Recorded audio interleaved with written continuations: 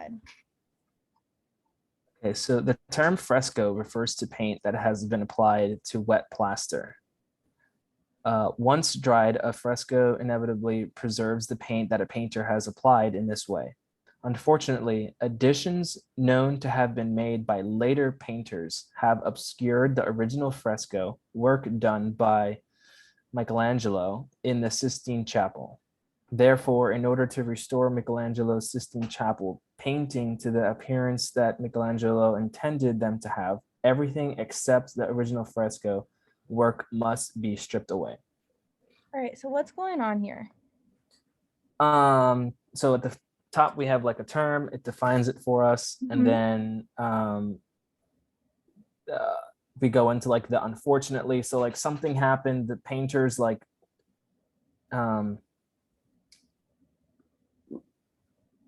obscured the original, and so this Zachary is saying like they have like the only way to restore it is to like take away everything but except the fresco. Yep, they're like, because like people are known to add to it. Excellent. Yeah.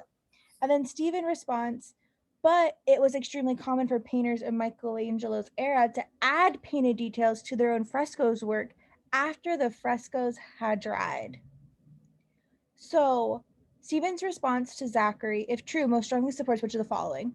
So what, this could also be a flaw question or like a reasoning question, I feel like, but what is Stephen trying to do when he responds to Zachary? Like, is he agreeing, disagreeing, poking a hole into? It's kind of saying like,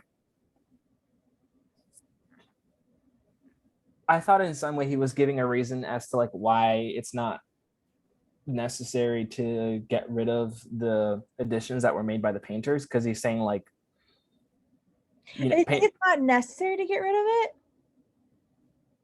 Like he's trying to say like it was normal to like for painters to do it. So what's the issue with that then? What issue arises if that's true?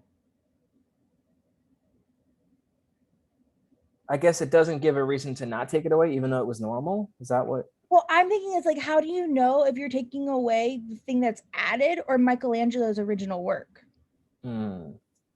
That would be my issue here. Got it. So let's go ahead and start with E and tell me love it, leave it, or hate it. With A or with E? E is an egg. Oh, okay. So Michelangelo was rarely satisfied with the appearance of his finished work. So when I first did this, I picked E. Okay. So do you like this one? Still? No, I would say it's wrong just because him not being satisfied with his work, it's not supported by like the inference question that we're answering, you know, like the statements that were said. Yeah, we don't know, right? Like, yeah, we have no idea if he was rarely satisfied or not. Yeah. And definitely not. Okay. And really so strong. All right, let's go on to D.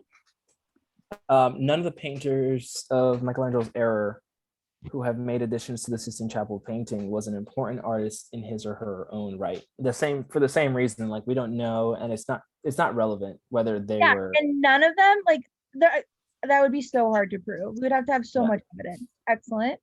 Yeah. The painted details that painters of Michelangelo's era added to their own frescoes work were not an integral part of the completed. So like their own, the details that they added to their own frescoes, we don't know that either. Like, no, not supported. Or not they could have absolutely been an integral part. Yeah. Stripping away everything except Michelangelo's original fresco work from the Sistine Chapel paintings would be unlikely to restore them to the appearance Michelangelo intended them to have.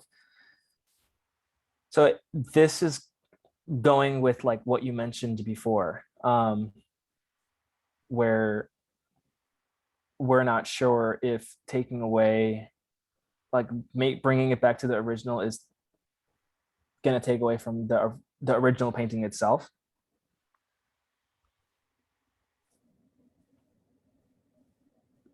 Would be unlikely. Yes. And so how is B different from A?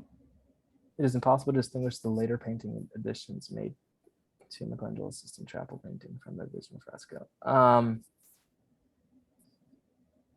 I would say that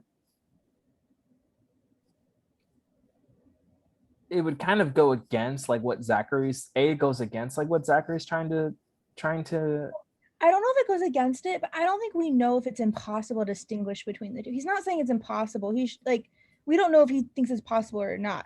He more so thinks like, hey, if you just go in there like guns blazing and strip everything away, you might take away something that's important. Yeah, and the unlikely is a softer language than impossible. Yes. Yeah. Excellent. And that's why it's B. And that's where the softer language really comes into play here.